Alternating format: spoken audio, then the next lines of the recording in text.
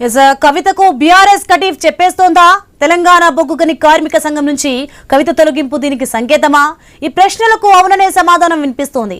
TBGKS గౌరవ అధ్యక్ష బాధ్యతల నుంచి కవితను తప్పించారు. మాజీ మంత్రి కొప్పుల ఈశ్వర్ కు బాధ్యతలు అప్పగించారు. ఈ మార్పు జరుగుతున్న సమయంలో కవిత దేశంలోనే లేరు, అమెరికా పర్యటనలో ఉన్నారు. విషయం తెలిసిన వెంటనే అమెరికా నుంచి స్పందించారు కవిత. బీఆర్ఎస్ పై లేఖాస్త్రం సంధించారు. తనపై కుట్ర జరుగుతోందని కవిత ఆరోపణ. అసలు టీబీజీకేఎస్ మీటింగ్ ను బీఆర్ఎస్ ఆఫీసులో ఎలా పెడతారని ప్రశ్నించారు. ఈ పరిణామాలు చూస్తుంటే కవితను దూరం పెట్టడానికే బీఆర్ఎస్ పెద్దలు నిర్ణయం తీసుకున్నట్టుగా గులాబీ పార్టీ వర్గాల్లో చర్చ నడుస్తోంది.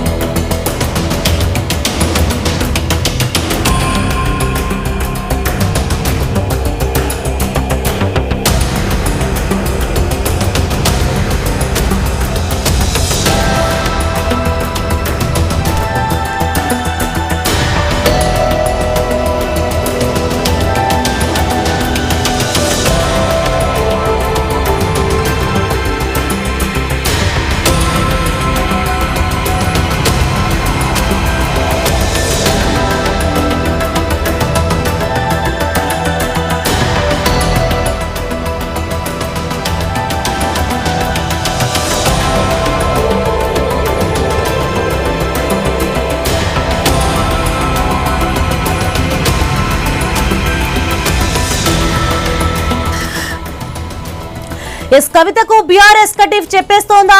తెలంగాణ బొగ్గుగని కార్మిక సంఘం నుంచి కవిత తొలగింపు దీనికి సంకేతమా? ఈ ప్రశ్నలకు అవుననే సమాధానం వినిపిస్తోంది. టీబీజీకేఎస్ గౌరవ అధ్యక్ష బాధ్యతల నుంచి కవితను తప్పించారు. మాజీ మంత్రి కొప్పుల ఈశ్వర్ కు బాధ్యతలు అప్పగించారు. ఈ మార్పు జరుగుతున్న సమయంలో కవిత దేశంలోనే లేరు, అమెరికా పర్యటనలో ఉన్నారు. విషయం తెలిసిన వెంటనే అమెరికా నుంచి స్పందించారు కవిత. బీఆర్ఎస్ పై లేఖాస్త్రం సంధించారు. తనపై కుట్ర జరుగుతోందన్నది కవిత ఆరోపణ. అసలు టీబీజీకేఎస్ మీటింగ్ ను బీఆర్ఎస్ ఆఫీసులో ఎలా పెడతారని ప్రశ్నించారు. ఈ పరిణామాలు చూస్తుంటే కవితను దూరం పెట్టడానికే బీఆర్ఎస్ పెద్దలు నిర్ణయం తీసుకున్నట్లుగా గులాబీ పార్టీ వర్గాల్లో చర్చ నడుస్తోంది.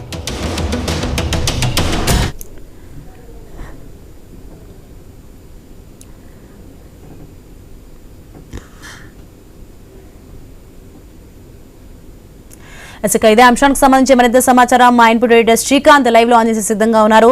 శ్రీకాంత్, మనం చూస్తున్నాం మొత్తానికి కవితకు బీఆర్ఎస్ కు మధ్య పెరుగుతున్న వివాదం ఎంతవరకు వెళ్తుందో చూస్తున్నాం.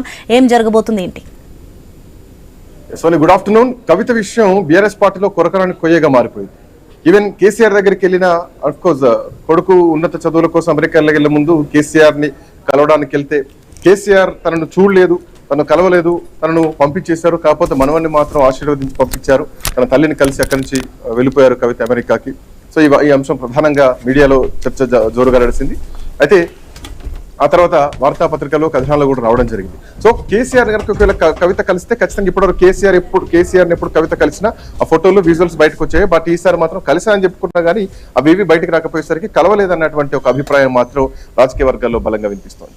ఇక ఈ అంశం ఇట్లా ఉంటే మధ్యకాలంలో కవిత జయేష్ రెడ్డిని ఉద్దేశించి చావుదప్పి కన్నులొట్టబోయినట్టు, అక్కడ ఒక్క గెలిచిండు లిల్లిపుట్ అంటూ రేవంత్ రెడ్డి పదజాలాన్ని కామెంట్ల రూపంలో కవిత మాట్లాడడం, బీఆర్ఎస్ పార్టీ నాయకత్వం అంటే కేసీఆర్ తన నాయకుడు, ఎవరు తనకు బాసులు కాదు అంటూ కేటీఆర్ ను ఉద్దేశించి ఇండైరెక్ట్ గా మాట్లాడడం, మోర్ ఓవర్ తనను ప్రశ్నించినందుకే తన పైన కక్ష కడుతున్నారు.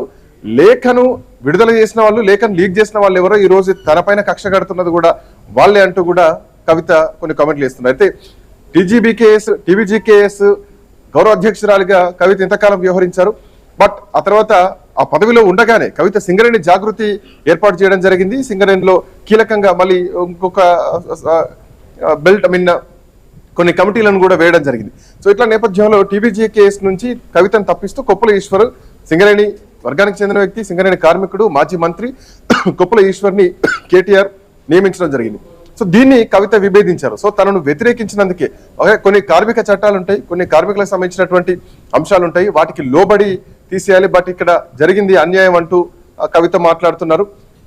సో ఇట్లాంటి నేపథ్యంలో తనను తప్పించడం, మోర్ ఓవర్ పార్టీ కార్యాలయంలో ఈ కార్మిక సంబంధించినటువంటి అధ్యక్ష పదవి ఎన్నుకోవడం కూడా ఇది కరెక్ట్ కాదు, తనపైన కుట్ర జరుగుతోంది సో అంటూ మరొకసారి తను లేఖాస్త్రాన్ని సంధించారు. తన లేఖను రిలీజ్ చేసింది ఎవరు? సో ఇప్పుడు తన పైన కక్ష కడుతున్నది ఎవరు?